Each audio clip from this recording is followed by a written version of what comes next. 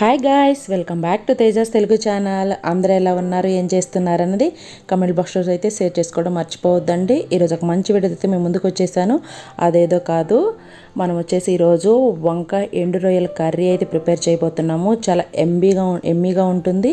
ఇది వేడివేడి అన్నంలో కనుక సర్వ్ చేసుకున్నామంటే చాలా సూపర్గా ఉంటుందండి. అలానే మీరు చపాతీలో కూడా సైడ్ డిష్ లాగా యూజ్ చేసుకోవచ్చు. దీని ప్రాసెస్ ఏంటో మరి ఇప్పుడు వీడియోలోకి వెళ్ళి చూద్దాము. వీడియోలోకి వెళ్ళే ముందు మన ఛానల్ ఎవరైనా కొత్తగా చూస్తుంటే కనుక సబ్స్క్రైబ్ చేసుకోవడం మాత్రం మర్చిపోద్దండి. పక్కనే బెల్ ఐకాన్ ఉంటుంది, వన్స్ దాన్ని ట్యాప్ చేశారంటే మనం పెట్టే వీడియోస్ అన్నీ కూడా మీరు చూడొచ్చండి. మీరు ఏ వీడియోని మిస్ కావద్దు. మన వీడియోలో వచ్చేసి మనకి కుకింగ్ రిలేటెడ్ కాకుండా ఫ్యాషన్ అండ్ బ్యూటీకి సంబంధించిన వీడియోస్ కూడా వస్తూ ఉంటాయండి. సో ఛానల్ అయితే సబ్స్క్రైబ్ చేసుకోవడం మర్చిపోవద్దు. ఇక్కడ వచ్చేసి మన ప్రాసెస్ చూసినట్లయితే ముందుగా రొయ్యలు అనేది మనము నీట్గా క్లీన్ చేసుకొని పక్కన పెట్టుకోవాలి.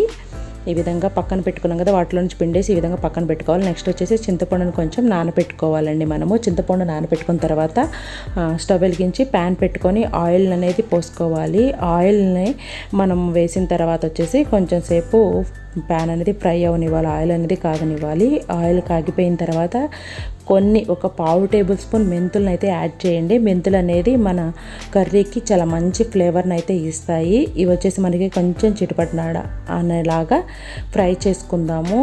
నేను చూపించిన విధంగా ఇన్ని అయితే సరిపోతాయండి, మనకి పావు టేబుల్ స్పూన్ అయితే సరిపోతాయి. నెక్స్ట్ వచ్చేసి తరిగి పెట్టుకున్న ఆనియన్స్ని వేసుకొని ఫ్రై చేసుకుందాము. ఇవి వచ్చేసి మనకి గోల్డెన్ బ్రౌన్ కలర్ వచ్చే వరకు మనం ఫ్రై చేసుకోవాలి. ఎక్కువ ఫ్రై అవ్వాల్సిన అవసరం లేదండి. ఉల్లిపాయ అనేది మనకి మెత్తబడి కలర్ మారితే సరిపోతుంది. మనము కొంచెం సాల్ట్ వేసుకున్నామంటే మనకి త్వరగా కూడా ఇవి మగ్గిపోతాయి ఆనియన్స్ అనేవి. నెక్స్ట్ వీటిలోనే వచ్చేసి మనము కొంచెం పచ్చిమిర్చిని కూడా యాడ్ చేసుకుందాము. ఈ విధంగా మీకు స్పైసీకి తగ్గట్లు పచ్చిమిర్చి ఫ్లేవర్ అనేది చాలా బాగుంటుందండి. మీరు కారంతో పాటు పచ్చిమిర్చిని కూడా 2-3 యాడ్ చేసుకోవడానికి అయితే ట్రై చేయండి. ఫ్లేవర్ అనేది డిఫరెంట్గా ఉంటుంది. వీటన్నిటిని కూడా కొంచెం సేపు మనం మగ్గించుకుందాము. దీంట్లో వచ్చేసి మనము కొంచెం సాల్ట్ వేసుకునైనా మగ్గించుకోవచ్చు, లేకపోతే ఈ విధంగా మగ్గించుకోవచ్చు. ఈ విధంగా మగ్గుతున్నప్పుడే కొంచెం కరివేపాకును కూడా యాడ్ చేసుకుందాము. చూసాం కదా, మనకి ఆనియన్స్ అనేవి ఈ విధంగా మెత్తబడితే సరిపోతాయండి. ఇక్కడ వచ్చేసి నేను ఒక పెద్ద సైజు టమాటాను అయితే తీసుకున్నాను. ఆ టమాటాను కూడా ఈ విధంగా పీసెస్ లాగా కట్ చేసుకొని యాడ్ చేసుకున్నాను. అలానే 1 టేబుల్ స్పూన్ పసుపు, అలానే కొంచెం కళ్ళుప్పుని యాడ్ చేశాను. నేను ప్రతి వీడియోలో చెప్తున్నాను కదా, సాల్ట్ బదులుగా కళ్ళుప్పుని అయితే మ్యాక్సిమం యూజ్ చేయడానికి అయితే ట్రై చేయండి. ఇప్పుడు మనం సాల్ట్ అనేది యాడ్ చేసాం కాబట్టి ముక్కలు మనకి త్వరగా మెత్తబడిపోతాయి. టమాటా అనేది త్వరగా ఉడికిపోతుంది కదా, దట్టు మనం ఇప్పుడు సాల్ట్ వేసాం కాబట్టి చాలా త్వరగా అయితే మనకి ఇది కుక్ అయిపోతుంది. ఈ విధంగా మనకి టమాటాలు కూడా మగ్గాయి అనుకున్న తర్వాత వచ్చేసి మనం మూత పెట్టుకొనైనా మగ్గించుకోవచ్చు, లేకపోతే ఈ విధంగా మనము లో ఫ్లేమ్లో పెట్టుకొనైనా మగ్గించుకోవచ్చు. టమాటాస్ అనేవి మనకి చాలా త్వరగా మగ్గిపోతాయి. నెక్స్ట్ ఇప్పుడు మగ్గిపోయిన తర్వాత వచ్చేసి దీంట్లో మనము ఆల్రెడీ క్లీన్ చేసుకొని పెట్టుకున్న రొయ్యలు ఉన్నాయి కదండి. నేను ఇక్కడ వచ్చేసి రొయ్య పొట్టుతో చేస్తున్నాను. మీరు కావాలంటే ఎండు రొయ్యలు పెద్దవి ఉంటాయి కదా, టైగర్ రొయ్యలు లాంటివి ఎండువి, అవైనా యూజ్ చేసుకోవచ్చు. ఇది యూజ్ చేసుకున్నా కూడా మనకి టేస్ట్ అనేది చాలా బాగుంటుంది.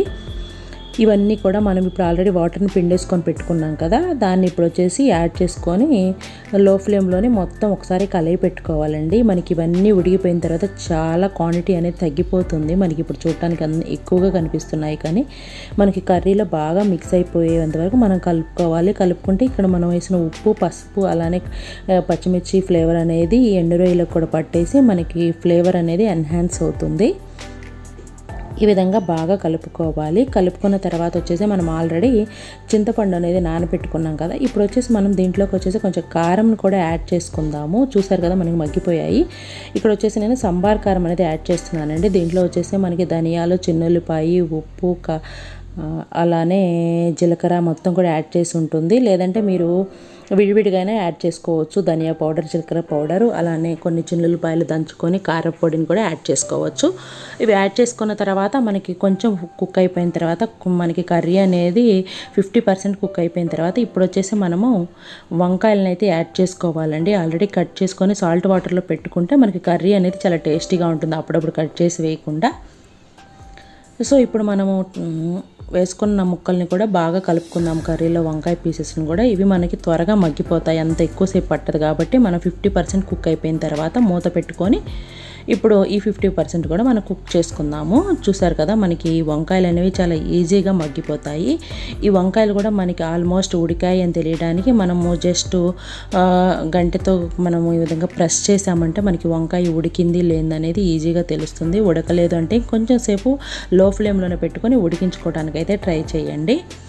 ఈ విధంగా ఒక 10 to 15 మినిట్స్ వరకు వంకాయ వేసిన తర్వాత కర్రీని అయితే లో ఫ్లేమ్లోనే కుక్ చేసుకోండి. తర్వాత వచ్చేసి ఆల్రెడీ మనం చింతపండు అనేది నానబెట్టుకున్నాం కదా, దాన్ని గుజ్జు తీసుకొని ఇప్పుడు చింతపండు గుజ్జును అయితే యాడ్ చేసుకుందాము. ఇది వచ్చేసి మన కర్రీకి చాలా టేస్ట్ వస్తుందండి. మనము చింతపండు గుజ్జును యాడ్ చేసుకోవటం వల్ల తప్పకుండా అయితే మీరు ఒకసారి ట్రై చేసి మీకు ఎలా వచ్చిందో కూడా మీరు కమెంట్ బాక్స్లో నాతో షేర్ చేసుకోవడం అయితే అస్సలు మర్చిపోవద్దు. ఈ విధంగా యాడ్ చేసుకున్న తర్వాత మొత్తాన్ని కూడా మనము బాగా కలిపి పెట్టుకుందాము. ఇప్పుడు మనకి కొంచెం వాటర్ కన్సిస్టెన్సీ కూడా కావాలి అనుకుంటే, మనకి గుజ్జుగా కావాలి అనుకుంటే కూడా కొంచెం వాటర్ని అయితే యాడ్ చేసుకోవాలి. లేదు నాకు చిక్కగా కావాలి అంటే ఈ విధంగానే ఉంచి మూత పెట్టుకొని 5 మినిట్స్ వరకు మగ్గించుకున్నామంటే మనకి సూపర్ ఎమ్మి ఎండు రొయ్యల వంకాయ కర్రీ అయితే రెడీ అయిపోతుందండి. నేను ఇక్కడ వచ్చేసి వీడియో తీశాను, క్లిప్ అయితే మిస్ అయింది. సో నేను మీకు ఇమేజెస్ని అయితే యాడ్ చేస్తున్నాను. చూసారు కదా ఎంత ఎమ్మీగా వచ్చిందో. కారం అనేది నేను తర్వాత కొంచెం యాడ్ చేశాను, సో అందుకే మీకు ఇలా కనిపిస్తుంది.